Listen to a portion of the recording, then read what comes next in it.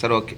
ఈరోజు parliament rural inspector పరశురాముడు ఆధ్వర్యంలో గాంజా పైన రాబడిన సమాచారం మేరకు ఉదయం 11 గంటలప్పుడు పెద్దపంజాల లిమిట్స్లో 2 వ్యక్తులను పట్టుకొని అరెస్ట్ చేసి వాళ్ళ దగ్గర 2 కిలోల 100 గ్రాములు గాంజాను సీజ్ చేయడం జరిగింది. ఇందులో శ్యామల అని ఒక లేడీ ఉంది, అట్లాగే మస్తాన్ అని 57 ఇయర్స్ అతను ఒక ఇన్నారు.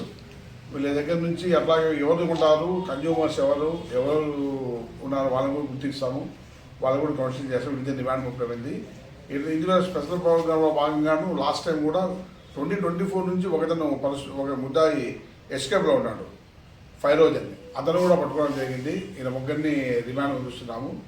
అట్లాగే ముఖ్యంగా మా ఎస్పీ గారు, ఈగల్ ఐజీ గారు వాళ్ళ దగ్గర నుంచి ఇన్స్ట్రక్షన్స్ చాలా క్లియర్గా ఉన్నాయి. గాంజా రహిత ప్రాంతంగా మీరున్న ఏరియాస్ మార్చాలని చెప్పేసి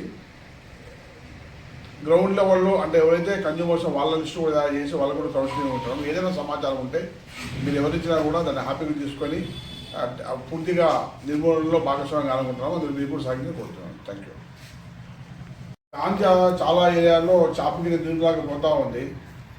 చాలామంది స్వచ్ఛంద కాలేజీ యాజమాన్యంతోనూ, స్కూల్ టీచర్స్తోనూ, అట్లాగే స్వచ్ఛంద సంస్థలు కలుసుకొని డ్రగ్స్ వద్దు దాని మీద, వ్యసనాలు దూరంగా దాని మీద చాలామంది ర్యాలీస్ పెడుతున్నాము, కాలేజీలో మీటింగ్ పెడుతున్నాము, ఎన్జిఓ వాళ్ళతో మీటింగ్స్ పెడుతున్నాము.